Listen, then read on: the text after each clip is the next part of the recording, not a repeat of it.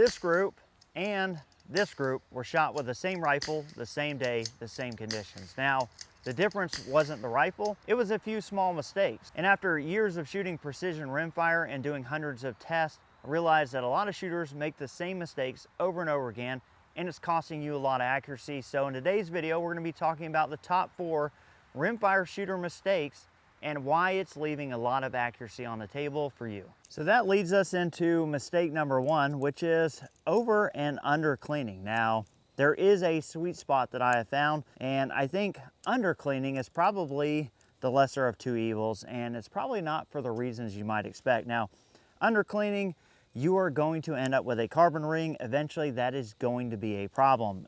You know, every barrel is a little bit different, but you do at least need to have some sort of maintenance cleaning, something going on with your barrel. Keep that carbon ring clean. Now, on the other end of the spectrum, over cleaning, that's where you can get yourself in trouble, and it seems like keeping a very clean rifle is a really good idea, but you need to find the sweet spot.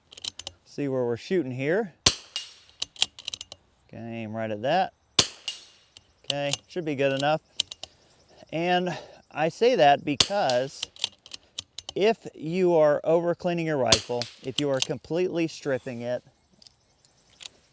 and you end up with a totally clean barrel and chamber, you are probably going to find yourself in a position where you are testing ammo on a totally clean barrel, and when that barrel becomes fouled in, it's going to have different characteristics to it.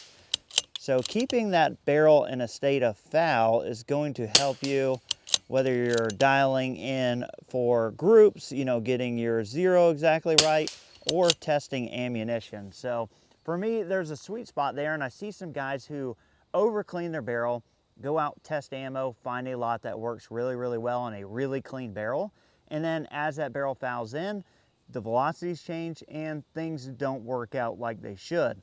And that leads us to issue number 2, and that is not lot testing or not understanding lots and harmonics. Now, it's one thing to lot test a rifle and find something that shoots, but if you don't understand the core principle of rimfire ammo within those lots, so we test a lot, we find something that works really well. Maybe it's 50 degrees, maybe it's 90 degrees. Rimfire ammunition is not at all temp stable, and your barrel has a velocity node that it likes. That's essentially what we're doing when we're lot testing. On a center fire, you would tune the powder charge to correct this. On rimfire, we just have to find ammo that works, right, in that muzzle velocity range.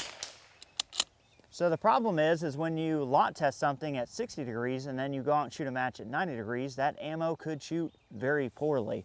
So part of that lot testing procedure for you needs to be testing ammo in different environmental conditions in order to be successful. So we'll do another video down the road, but this is when tuners come into play. So tuners do change barrel harmonics a lot like muzzle velocity does. Muzzle velocity in rimfire is going to be directly tied to temperature.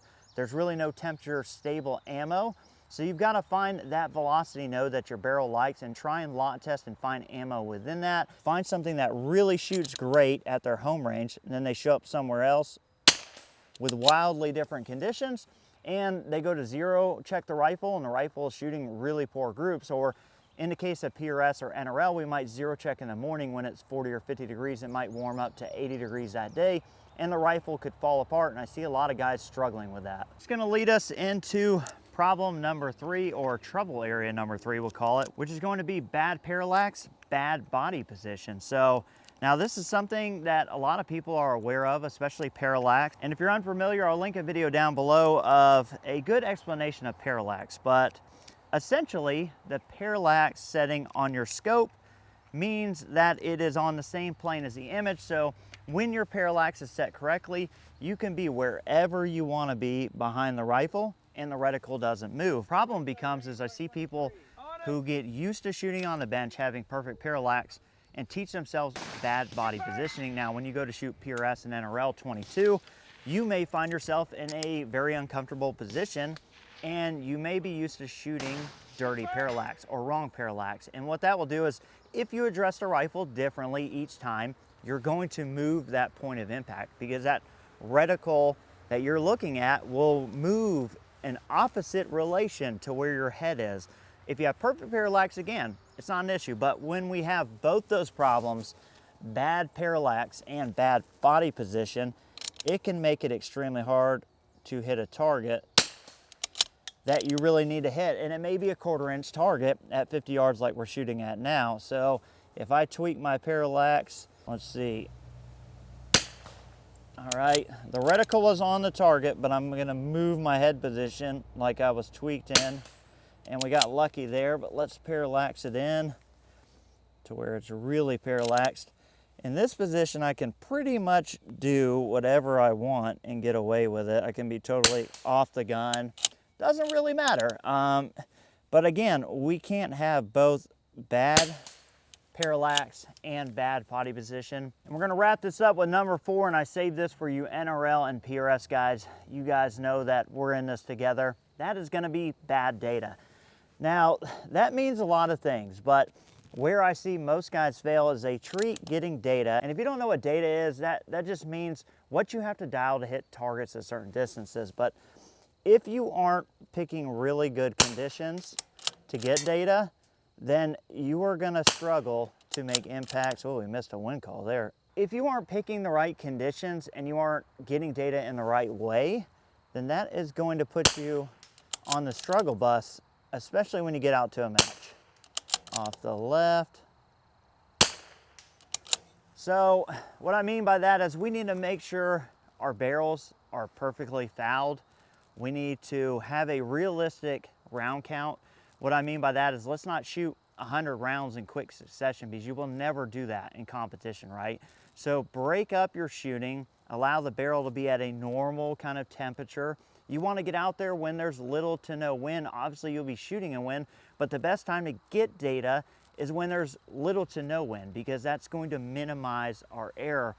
Double check your target distances. I cannot tell you how many times I've seen guys shoot at ranges and are building data, and then I range the target and they are building data on a 150-yard target that's actually 145 yards. And when you get to rimfire, that matters a lot at those distances. Out past 100, 1-yard increments matter a lot. So make sure you are verifying your target range, because what you're going to see is when you get out to 300 yards, your data is totally wrong.